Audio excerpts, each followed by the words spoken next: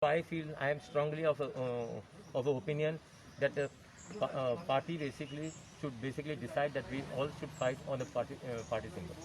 I think it will help us in the long run.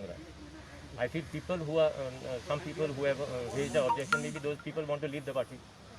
They want to basically show their power. Tomorrow there may be so many people who are not even very happy that CM won the ZP election. So it is basically for CM to realize that.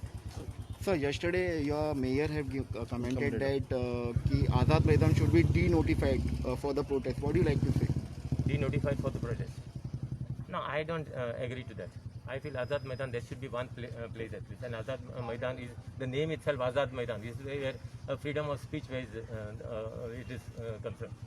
I think Azad Maidan should always remain Azad Maidan, where people can voice their opinion, whether it is positive, negative and all the things. I think that's the right place. It is in front of the Martyrs Memorial.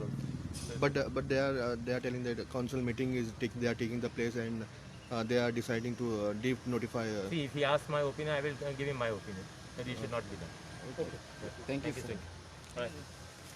Thanks, sir.